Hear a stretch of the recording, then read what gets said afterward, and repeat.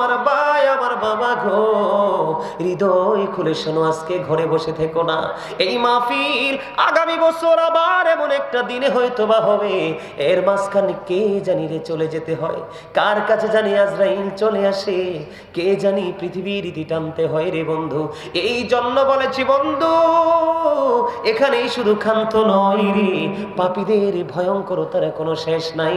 ও বন্ধু, 30,000 বছরের রাস্তা হবে, ফুলচেরাতের ফুল চুলের চাইতে চিকন হবে, হীরার চাইতে বন্ধু ধার হবে। উপর দিক থেকে আগুন, নিচের দিকে ঝুলন্ত, নিচের দিক থেকে আগুন, উপরের দিকে বন্ধু উদিত। এর নিচেই তোমার জন্য জাহান্নাম বন্ধ বরাদ্দ। যে কিয়ামতের একদিন আগে যে ব্যক্তি মারা যাবে রে, তার জন্য কম পক্ষে হাসরের ময়দান 50,000 বছরের রাস্তা হয়ে যাবে বন্ধু। এমন ভয়ঙ্কর হবে ওই সিচুয়েশন, নারী এবং পুরুষ উলঙ্গ অবস্থায় থাকবে। মাইশা প্রশ্ন করলো, ইয়া রাসূলুল্লাহ, ইয়া হাবিবাল্লাহ, নবী গো, ও প্রাণের নবী, নারী পুরুষ উভয় সেদিন উলঙ্গ থাকবে, কেউ কি কারো দিকে নজর দেবে না? আমার নবীজি জানিয়ে দিয়েছেন এত ভয়ঙ্কর হবে রে আয়েশা। আয়েশা, এত ভয়ঙ্কর হবে রে, সেই দিনের ভয়ঙ্করতা একজন আরেকজনের দিকে তাকাইবার সুযোগ থাকবে না। এত ভয়ঙ্কর হবে, গর্ভধারিণী মা গর্ভের সন্তান প্রসব করার আগে সে গর্ভপাত করে ফেলবে। ও বন্ধু, স্তন্যদায়ী তার স্তন্যপায়ীর কথা ভুলে যাবে বন্ধু। এমন পরিস্থিতি হবে রে, কুল কিনারা খুঁজে পাবা না। তবে আল্লাহ রাসূলের প্রেমিক হয়ে তুমি কবরে যাও, আল্লাহ রাব্বুল আলামিন বলে দিয়েছে, যতই বিপদ, যতই ভয়ঙ্করতা, যতই প্রতিকূলতা আসুক না কেন বন্ধু, তুমি দুনিয়া এবং আখিরাত উভয় জাহানে তুমি শান্তির সুবাতাস তোমার সাথে বইতে থাকবে। আরো জোরে বলেন না সুবহানাল্লাহ, আরো জোরে বলেন না সুবহানাল্লাহ। সুবহানাল্লাহ ওয়ালহামদুলিল্লাহ, লা ইলাহা ইল্লাল্লাহ, সুবহানাল্লাহ ওয়ালহামদুলিল্লাহ, লা ইলাহা ইল্লাল্লাহ, লা ইলাহা ইল্লাল্লাহ, লা ইলাহা ইল্লাল্লাহ। আরশি কুরসি লৌহ কলম সৃষ্টি যাহার ওসিলা, যে আল্লাহ খুশি হইয়া নাম রাখিলেন হাবিবুল্লাহ। সুবহানাল্লাহ আলহামদুলিল্লাহ, লা ইলাহা ইল্লাল্লাহ, লা ইলাহা ইল্লাল্লাহ, লা ইলাহা ইল্লাল্লাহ। নামের সাথে নাম মিশাইয়া যারে আল্লাহ পাঠাইলা, রে যে আল্লাহ দুস্ত বলে তাহার প্রেমে মজিলা। সুবহানাল্লাহ আলহামদুলিল্লাহ, লা ইলাহা ইল্লাল্লাহ, লা ইলাহা ইল্লাল্লাহ, মুহাম্মাদুর রাসূলুল্লাহ সাল্লাল্লাহু আলাইহি ওয়াসাল্লাম। জোরে জোরে বলুন আলহামদুলিল্লাহ। বলতেছিলাম বন্ধু, এত ভয়ঙ্কর হবে রে, শুধু এখানে ক্ষান্ত নয়, আমি আজকে নেগেটিভ সাইডটা আপনাদের সামনে একটু তুলে ধরতেছি বন্ধু। হাদিস শরীফের মধ্যে এসেছে, একটা পাপী লোকের আত্মা যদি তার দেহ থেকে বের করা হয়, গোটা পৃথিবীর যত প্রাণী আছে সবগুলোকে একত্রিত করার পরে যদি বন্ধু মরে পচে যদি দুর্গন্ধ বের হয়ে আসে, ওই সমস্ত প্রাণীর পচা দুর্গন্ধের চাইতেও বিকট হবে একটা পাপী লোকের আত্মা থেকে। জোরে জোরে নাউজুবিল্লাহ, আর জোরে বলেন না নাউজুবিল্লাহ। জানেন না, পাপী লোকের আত্মাটাকে এমন ভাবে বের করা হবে, একটা লোহার সরা তার পেটের মধ্যে ঢুকাইয়া যখন টান দিবে, আপনাদের এদিকে, আপনারা তো নদীমাতৃক এলাকার মানুষ, আপনাদের এদিকে পানি হইলে মাছ মারে চল দিয়ে, মাছটা যখন ভেসে ওঠে এইভাবে মারে, এরকম আসেনি? আমাদের কুমিল্লাতে এটাকে চল বলি আমরা, চল। এটা দিয়ে বন্ধু মাছ মারা হয়। মাছটা যখন মারা হয় চলটা কিন্তু ঢুকে বন্ধু সোজা হয়ে, কিন্তু বের হওয়ার সময় জীবিত মাছটার বডি থেকে কিন্তু গোস্ত নিয়ে উল্টা দিকে বের হয়। এই জন্য বন্ধু এইভাবে মাছ মেরে খাওয়া ইসলামে বৈধ নয়। আমি আপনাদেরকে বোঝাই, কাঁটাযুক্ত সরা যদি একজন মানুষের পেটের ভিতরে ঢুকানে দেওয়া হয়, ঢুকায়া যদি টান দেওয়া হয়, একটু একটু করে বন্ধু ছিঁড়ে ছিঁড়ে আসবে। ওই বন্ধু এত ভয়ঙ্কর, এই সিচুয়েশনটা কেমন লাগবে একটা মানুষ বন্ধু সহ্য করতে পারবে না। পাপী লোকের আত্মাটা বের করার প্রক্রিয়াটা এমনই হবে। নাউজুবিল্লাহ বলেন না, আর জোরে বলেন না নাউজুবিল্লাহ। এত বেশি দুর্গন্ধ বের হবে পাপী মানুষগুলোর আত্মা থেকে। এই ফেরেশতারা যখনই পৃথিবীর বুকে আসবে ওই পাপী লোকের জানটা কবজ করার জন্য, তখন আল্লাহ রাব্বুল আলামিনের পক্ষ থেকে কুদরতি চট নিয়ে আসবে। চট বুঝেননি? চট সালার চট, বেতের চট আছে না নাই?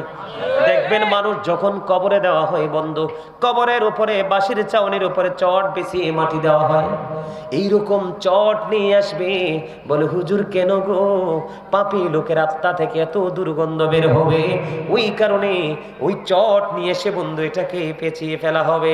যখন ওই পাপী লোকের আত্মা নিয়ে যখন আসমান পর্যন্ত যাবে, আসমানের ফেরেশতারা তাকে আসমানে প্রবেশ করতে দিবে না, ভিতরে ঢুকতে দিবে না। জোরে জোরে কন্যা নাউজুবিল্লাহ। বডির ভিতরে এসে আত্মাটা পালানোর চেষ্টা করবে। এই আত্মাটা বডি থেকে বের হতে চাইবে না। মরণ কখনো সেই পছন্দ করবে না। কেন গো পছন্দ করবে না? কারণ এই মরণটা যে তার জন্য আরো বেশি ভয়ঙ্কর বিপদ, এইটা সে বুঝতে পারবে। জাহান্নামের সকল নমুনা তার চোখের সামনে ফেরেশতারা তুলে ধরবে। জোরে জোরে কন্যা নাউজুবিল্লাহ। পাপী লোকের দেহটা, পাপী লোকের আত্মাটা দেহের মধ্যে ঘুরঘুর করতে থাকবে, পালানোর চেষ্টা করবে, কিন্তু আজরাইল থেকে পালানো যায়নি। কথা জোরে বলেন, পালানো যায়নি।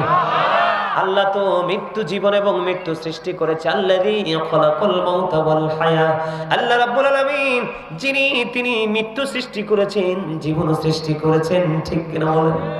বাঁচার কোনো সুযোগ নেই, পালানোর চেষ্টা করবে, কিন্তু আজরাইল তাকে বের করবে। আজরাইল বের করে বন্ধু নিবে রে, নিতে দেরি এখান থেকে গোসল করে তাকে কবরে নেওয়া হবে। কবরে নেওয়ার পরে আমি আপনাদেরকে বলি, পাপী লোক বলতে একটা হলো মুমিন, আরেকটা হলো কাফের। কথা বুঝবেন? কয়টা? আর একটা দল আছে আপনার আমার মাঝে, সমাজের মধ্যে, দেশের মধ্যে, পৃথিবীর মধ্যে আরেকটা আছে, সেটার নাম হলো বন্ধু মুনাফিক। আছে না নাই? আল্লাহ রাব্বুল আলামিন পবিত্র কালামে হাকিম স্পষ্ট করে বলে দিয়েছে, উইদ্দাত লিল কাফিরিন, কাফিরদের জন্য আল্লাহ জাহান্নাম বরাদ্দ করেছে। উইদ্দাত লিল মুত্তাকিন, মুত্তাকিনদের জন্য আল্লাহ রাব্বুল আলামিন জান্নাত বরাদ্দ করে দিয়েছে। আরেকটা হলো মাঝখানে বন্ধু মুনাফিক। মুমিন আল্লাহর প্রিয়, বেঈমান কাফির চিহ্নিত, কিন্তু মুনাফিক কখনো চিহ্নিত করা যায় না। আপনার কাছেও এক, আমার কাছেও এক, সবার কাছেই এক। ঠিক কিনা বলেন? বন্ধুরে আমার, সবচেয়ে বড় হলো মুনাফিক।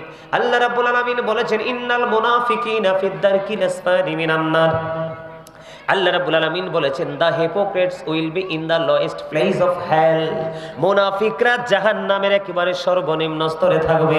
হযরত আলী রাদিয়াল্লাহু তাআলা আনহু থেকে হাদিস কানা বর্ণিত, আমার নবী, আপনার নবী, দু জাহানের বাদশা নবী, তিনি জানিয়ে দিয়েছেন বন্ধু দুইটা দিক।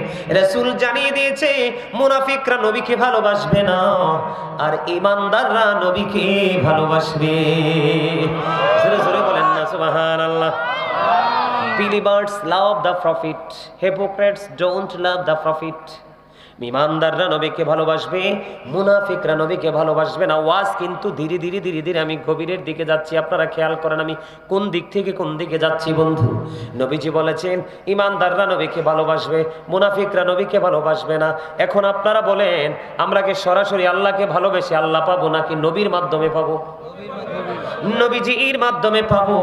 আল্লাহ রাব্বুল আলামিন কোরআনে জানিয়ে দিয়েছেন মাইয়ুতি'র রাসূলা ফাকাদ আতাল্লাহ। আল্লাহ বলেছেন হি হো ওবিস দা স্টিল ওবিস আল্লাহ। যে ব্যক্তি রাসূলের নির্দেশ মানলো সে যেন আল্লাহর নির্দেশ মানলো। আল্লাহ রাব্বুল আলামিন আরো বলে দিয়েছেন কুল ইন কুনতুম তুহিব্বুনাল্লাহা ফাত্তাবিউনি ইউহিব্বুকুমুল্লাহু ওয়া ইয়াগফির লাকুম যুনুবাকুম ওয়াল্লাহু গফুরুর রহিম। আল্লাহ রাব্বুল আলামিন বলেছেন সে বলুন ইফ ইউ ডু লাভ আল্লাহ, যদি তোমরা আল্লাহকে ভালোবেসে থাকো, ফলো মি মুহাম্মদ সাল্লাল্লাহু আলাইহি ওয়াসাল্লাম, মুহাম্মদ সাল্লাল্লাহু আলাইহি সাল্লামের অনুগত হয়ে যাও, আল্লাহ উইল লাভ ইউ, আল্লাহ তোমাদেরকে ভালোবাসবে, এন্ড ফরগিভ ইউর সিনস, আল্লাহ রাব্বুল আলামিন তোমার জীবনের গুনাহগুলি maaf করে দিবে। জোরে জোরে বলুন সুবহানাল্লাহ। পাপী লোকের সিমটমটা দেখেন, মরণ হবে, দেহ থেকে আত্মা বের হবে, তাকে কবরে রাখা হবে। বন্ধু, কবরে রাখার পরে যখন রাসূল সম্পর্কে প্রশ্ন করা হবে, সে সরাসরি উত্তর দিয়ে দিবে না না, নবী মুহাম্মদ সম্পর্কে আমি ইনসিওর করে বলতে পারবো না। মানুষ যেই মন্তব্য করত আমিও তেমন করতাম, মানুষ যেইভাবে বলতো আমিও ঠিক সেভাবে বলতাম। বন্ধু, এই কথাটা বলতে দেরি রে। ও বন্ধু, এত ভয়ঙ্কর আযাব তার কবরের মধ্যে শুরু হয়ে যাবে। আল্লাহ রাব্বুল আলামিন সঙ্গে সঙ্গে মাটিকে অর্ডার করবে, মাটি রে, ও মাটি, তাকে শক্ত করে একটা চাপ দাও। তাকে এমন ভাবে চাপ দেওয়া হবে, এমন ভাবে মাটি তাকে চাপ দিবে রে, পাঁজরের একটা হাড় আর একটা হাড়ের ভিতর ঢুকে যাবে। জোরে জোরে বলেন না নাউজুবিল্লাহ। আপনারা কি আমার কথাগুলো মন দিয়ে শুনতেছেন নি? একটা হাড় আর একটা হাড়ের ভিতরে যদি ঢুকে যায়, মানুষটার কষ্ট কম হবে না বেশি হবে? এত বেশি কষ্ট হবে রে ও বন্ধু, যেটা তুমি কখনোই তুমি কল্পনা করতে পারবা না। এত বন্ধু বেশি বিকট অবস্থা হবে। এই সাজা তার চলমান থাকবে, কন্টিনিউ চলতে থাকবে। ওই যে বলেছি বন্ধু, এখান থেকে ওই শেষ পর্যন্তই কিয়ামত পর্যন্ত বাঁচতেও পারবে না, মরতেও পারবে না, পালাইতেও পারবে না, অন্য কেউ দোষ দিতে পারবে না, কারণ তার সারা জীবনের নথি কিন্তু তার হাতে। ঠিক কিনা বলেন? আরো জোরে বলেন, সবকিছু তার হাতে কিনা? আমি যদি আপনাদেরকে বলি, ও বন্ধু, এই মানুষগুলো যে মৃত্যুবরণ করলো, কবরে গেলে তার বিপদ, হাসরেও তার বিপদ। ও বন্ধু, খাবার চাইলেও তার বিপদ, পানি চাইলেও তার বিপদ। এবং জাহান্নামীদের পোশাক বন্ধু আছে, এদেরকে এমন ভয়ঙ্কর পোশাক পরানো হবে রে, ওই পোশাকের দুর্গন্ধ যদি পৃথিবীতে ছড়ায়, গোটা পৃথিবীর বায়ু দূষিত হয়ে যাবে, মানুষ রোগাক্রান্ত হয়ে যাবে, বন্ধু মারা যাবে। এমন ভয়ঙ্কর পোশাক তাদের জন্য বরাদ্দ। বাঁচার কোনো উপায় নাই, মরার কোনো উপায় নাই বন্ধু, এখান থেকে পালিয়ে যাওয়ার কোনো উপায় নাই। আমি আপনাদেরকে আরেকটা মজার খবর আমি আপনাদেরকে দেই। হযরত ইদ্রিস আলাইহিস সালামের নাম শুনছেন নি? ইদ্রিস নবীর নাম শুনছেন না? তিনি সব সময় বন্ধু রোজা রাখতো, প্রতিদিন তিনি রোজা রাখতেন। ইফতার গুলো জান্নাত থেকে আসতো, ইফতার করার পরে যখন অবশিষ্ট থাকতো, এগুলো আবার বন্ধু রিটার্ন চলে যাইতো জান্নাতে। আরো জোরে কন্যা সুবহানাল্লাহ। আরে আরো জোরে সুবহানাল্লাহ। এত বেশি পাওয়ারফুল জিনিস, যেটা আমি আপনাদেরকে বলে বুঝাতে পারবো না, আমি না, পৃথিবীর কোনো আলেম বুঝাইতে পারবে না, এটা এত ওজনের জিনিস। আপনারা এখানে কেন আসছেন? আল্লাহকে পাওয়ার জন্য না? আল্লাহকে পাইতে হলে কিন্তু আপনাকে একটা রাস্তা অবলম্বন করতে হবে। কি একটা রাস্তা? সেই রাস্তাটা হলো হক্কানি আলেমরা, হক্কানি আল্লাহর ওলিরা যেই পথে হাঁটে সেই পথ। কোন পথ? ইহদিনাস সিরাতাল মুস্তাকিম। আছে না নাই সূরা ফাতিহায়? আরেকটা মজার খবর বলবো, আপনার জীবনে বেশি আমল করতে পারেন নাই, কিন্তু অন্তরে মায়া মহাব্বত প্রেম নিয়ে গেছেন। মানুষের অনেক প্রতিকূলতা থাকে না? এখন দিন যত যাচ্ছে মানুষের প্রতিকূলতা ততই বেশি বাড়ছে, তাই তো? আমি আপনাদেরকে বলি, জীবনে যদি কোনোদিন হক্কানি কোনো আলেমকে ভালোবাসতে পারেন, কি করতে পারেন? জীবনে আপনার তার সাথে কোনোদিন দেখা হয় নাই, আল্লাহর হাবিব বলেছে জীবনে কোনোদিন তার সাথে তোমার দেখা হয় নাই, কিন্তু তার সাথেই তুমি থাকবা। ওমা, এটা আমি বানিয়ে বলি নাই তো। কনফিউশন করা যাবে না, কনফিউশন থাকলে বুঝবো যে ইমানে গলদ আছে। আল্লাহ রাব্বুল আলামিন বলেছেন, join with my dear people, come to my paradise. আল্লাহ বলেছেন, join with my dear people, আমার প্রিয় লোকেদের সাথে যুক্ত হও, কাম টু মাই প্যারাডাইস, আমার জান্নাতে চলে আসো। সেই প্রিয় লোক হলো কারা? ইন্নামা ইয়াখশাল্লাহা মিন ইবাদিহিল উলামা, সেই প্রিয় লোক হলো হক্কানি আলেম এবং হক্কানি আল্লাহর ওলিরা। কারণ পৃথিবীর বুকে যত মানুষ আছে সত্যিকারের আল্লাহকে যদি কেউ ভয় করে তারা হলো হক্কানি আলেম এবং হক্কানি আল্লাহর বন্ধু ওলিরা। এই জন্য আল্লাহ রাব্বুল আলামিন সাধারণ মানুষ যারা, আমজনতা যারা, তাদেরকে বলেছেন join with my dear people, আমার প্রিয় লোকেদের সাথে যুক্ত হও, কাম টু মাই প্যারাডাইস, আমার জান্নাতে চলে আসো। জোরে জোরে বলেন না সুবহানাল্লাহ। ফাদখুলি ফি ইবাদি ওয়াদখুলি জান্নাতি। আসেনি, শুনছেন নি আয়াত? তাহলে অস্বীকার করার সুযোগ আছে? তাহলে আলেমদের কি ভালোবাসলে লাভ না লস? আলেমদের মজলিসে বসলে লাভ না লস? লাভ না? আরো বেশি লাভ হলো ওই যে বললাম, আরো বেশি লাভ হলো ওই যে সুবহানাল্লাহ বলা। কি বলা? বেশি বেশি বলবেন। আমি কি সারা রাত থাকবো? আমি কিছুক্ষণ পরেই তো চলে যাব। এই আশা এবং যাওয়া মাঝখানের সময়টা যেন আপনার আমার জন্য কাল হাসরের ময়দানে নাজাতের জরিয়া হয়ে যায়। জোরে বলেন আমিন, সুম্মা আমিন। বন্ধুরে আমার, গভীর খেয়াল করবেন, আমি একটা একটা করে পয়েন্ট ছোট্ট ছোট্ট করে আপনাদের সামনে তুলে ধরছি। পাপী মানুষ মৃত্যুর সময় তার বিপদ, কবরে যাওয়ার পরেও বন্ধু তার বিপদ, ওই ভবিষ্যৎ পর্যন্ত তার বিপদ। আপনার অসুবিধা হয়? আমি তো আগেই বলছি। ভালো ফিল করছি, আপনি বিশ্বাস করেন। আমি যখন আসলাম ভালো ফিল করছি। আমি জিকির করছি, আপনি যখন হাত কাঁপতেছে, আমি এখানে বসে বসে আল্লাহকে বলছি, আল্লাহ এই মানুষটাকে একটু সুস্থ করে দেওয়ার জন্য বসে বসে একটু আলোচনা শুনতে পারে। আমি এখানে বসে বসে আল্লাহর কাছে, দেখছেন না উনি যখন মাইকটা হাতে নিছে, আমার ওনাকে দেখে অনেক করুণা হয়েছে, অনেক মায়া হয়েছে। যে একটা মানে দেখতে ওনাকে কি অসুস্থ মনে হয়? অসুস্থ হয় না, কিন্তু ওনার প্রাথমিক যে সিচুয়েশনটা দেখছিলেন তো কেমন, এখন একটু রিল্যাক্স না? আপনার কাছে ভালো লাগে? বসবেন? আলহামদুলিল্লাহ, আলহামদুলিল্লাহ। আপনারা সবাই বলেন আল্লাহ যেন ওনাকে পুরো ওয়াজটা শুনে যাওয়ার তৌফিক দেয়। আমি জিকির করছি আর মন থেকে আল্লাহর কাছে একটু ছোট্ট একখানা দরখাস্ত লিখে দিয়েছি, মালিক এত দূর থেকে আসছি, ভালোবেসে এসছি কাছে, একটু আলোচনা শুনতে সুযোগ দাও। আমি কিন্তু মানে অপেক্ষা করছিলাম যে উনি কি বলে। উনি কিন্তু ওনার নিজের যে অনুভূতিটা প্রকাশ করে ফেলেছে। সুবহানাল্লাহ বলেন। আরে জোরে ও মাকারু ওয়া মাকারাল্লাহু আল্লাহু খায়রুল মাকিরিন। শ্রেষ্ঠ কৌশলের মালিক কে? আল্লাহ যখন বলে কুন ফায়াকুন, সঙ্গে সঙ্গে হয়ে যায়। সুবহানাল্লাহ বলেন। আর জোরে, আর জোরে, আর মহব্বতে। মেঘনা যমুনার তীরে কত ঢেউ চলে যায়, আসে না তো ফিরে। বলেন পদ্মা মেঘনা যমুনার তীরে কত ঢেউ চলে যায়, আসে না তো ফিরে। আমিও চলে যাব এমনি করে, আসবো না কভু ফিরে।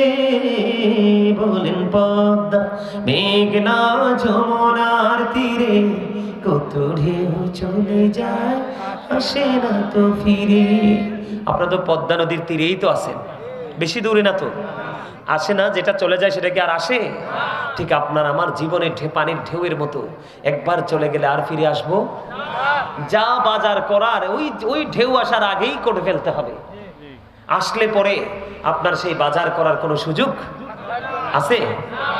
যখন তোমার কেউ ছিল না তখন ছিলাম আমি, এখন তোমার সব হয়েছে, পর হয়েছি আমি। যখন তোমার কেউ রবে না, রব শুধু আমি। আমার কাছে আসতে হবে, মনে রেখো তুমি। তোরা চাসনি কিছু, তোরা চাসনি কিছু কারো কাছে খোদার মদদ ছাড়া। অন্যের উপর ভরসা ছেড়ে নিজের পায়ে দাঁড়া। বুঝেন নাই কিছু? বুঝেন নাই? আপনি চলে যাওয়ার পর আপনার জন্য কেউ হাদিয়া পাঠাবে না, উপঢৌকন পাঠাবে না, আপনার কবর জিয়ারত করবে না, আপনার জন্য দোয়ার আয়োজন করবে না। এখন যে অবস্থা শুরু হচ্ছে বাংলাদেশে, গোটা পৃথিবীতে বলবে বেদাত।